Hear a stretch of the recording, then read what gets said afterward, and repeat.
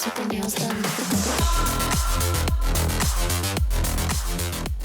The Plague Star event has been out for a couple of days now, and I know most of you are looking for a guide on how to make a good infested Zor in the game. If so, then you have come to the right place. Before we begin, I would humbly ask you to like this video if you find it useful, and also, please subscribe if you want to see more informative Warframe videos on this channel. Lastly, if you are new to the game, and have some questions about the Plague Star event, you can check out my previous video on how to speedrun the mission even solo. I will leave the link at the end of this video. Now let's get started. One of the main reasons why players are doing the Plague Star event right now is because of these infested Zor parts. The grips don't contribute that much on your Zor, but the strike does create new possibilities for a new Zor variant. The innate viral makes it strong because of two reasons. One is that a condition overload build will be super strong with this strike since we can put at least 5 elements on our mod setup, and 2,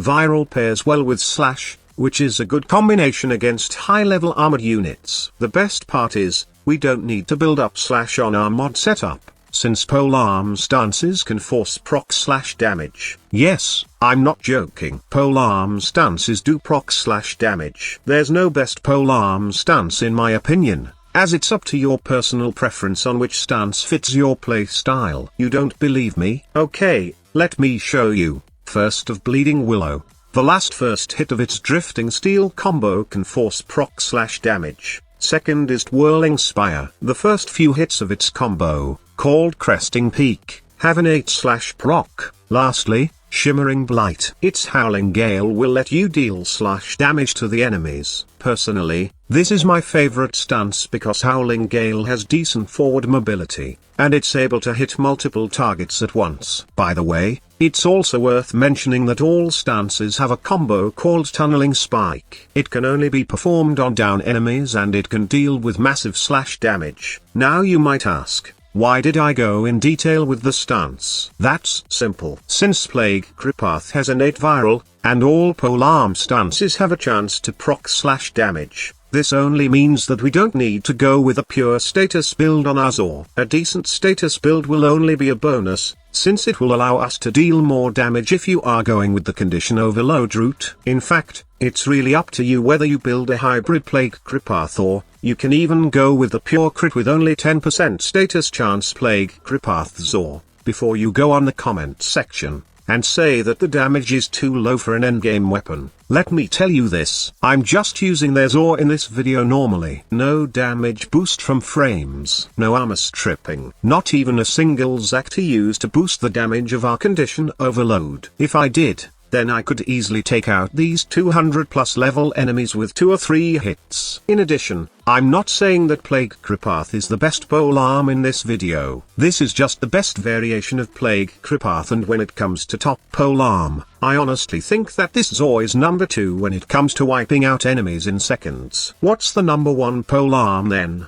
Let's talk about that later. For now, let's focus on the Plague KRIPATH. There are 2 Plague KRIPATH creations I'm going to show you. First is something that requires little investment, while the other one is a better version, but will require you to invest in mods and arcanes. The first one is a combination of Equana Ji2, Plague Bokwin, and Plague KRIPATH. I did this because I wanted to have lots of status chance, so I can fully take advantage of my condition overload mod. Plus, I thought that it would be good for beginners who just want to enjoy Plague KRIPATH. The good thing about this Plague KRIPATH is, it can kill enemies beyond 130+ by just investing the right mods on the setup. In fact, it only takes sweeping wounds to get that status chance beyond 100% at 12 times combo multiplier, while it can do orange crits at max combo. Also, it's up to you if you want to add additional status chance mods or element mods, since you can easily proc those statuses at 12 times combo multiplier. The only downside of this Zor is its low in total damage. It can do red crit damage when you pair it with the gladiator mods on your Deconstructor Prime, or while using an Adaza Kavat, but still, the total damage is not that great compared to other endgame melee weapons. It mostly relies on its ability to proc status.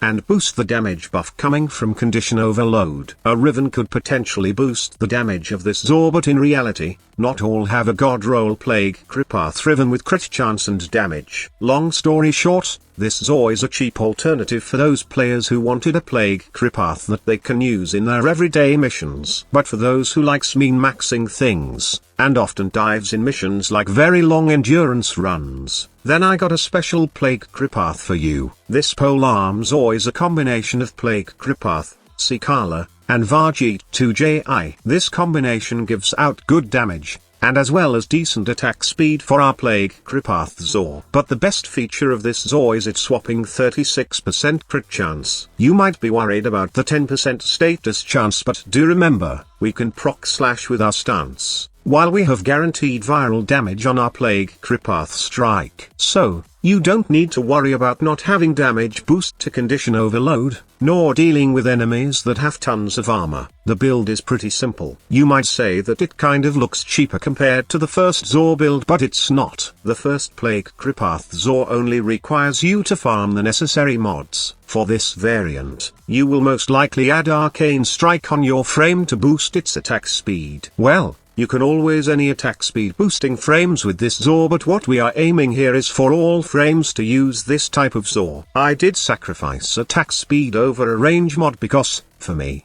the high range is crucial. My playstyle is all about clearing a room as fast as possible, and one way of doing that is to hit multiple targets at the same time. Last but not that least, this Plague KRIPATH will only give you 70% status chance at max combo counter with all the mods I equipped on it. It may sound suboptimal, but like I've said before, don't be bothered with it since we have guaranteed slash and viral proc on our build. We only give this Plague KRIPATH additional status chance, so when a status would proc, it will give additional damage thanks to our condition overload. Nonetheless, this Plague KRIPATH is a total room cleaner, and I best advise that you try it for yourself. Before you go, I would like to add some bonus tips on using your Plague KRIPATH. I did try a heavy attack, and a combination of both fast and heavy attack mod set up for my Plague KRIPATH, but honestly, I find fast attack more suited for this type of melee weapon. The heavy attacks don't one-shot higher level enemies just like other heavy build melees, even with the empowered blades on a frame.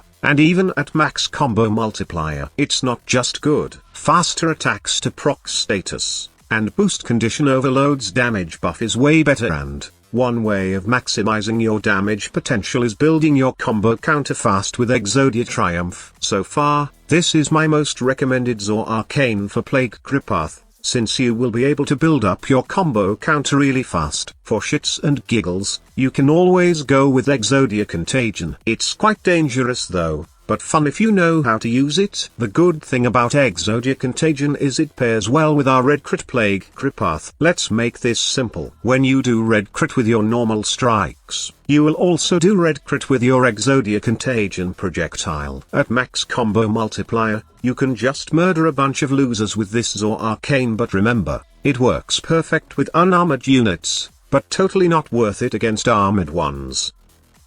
So that's it. Again, I hope that you have learned something from my video. Well, that's my goal always on my videos, giving my viewers the information they need and have fun playing Warframe. If you want to ask something, or I've made something wrong in this video, feel free to ask on the comment section. Be sure to like and subscribe to this channel so we can hit that 200k subs in no time. Thank you so much for watching. Squad Leader signing off.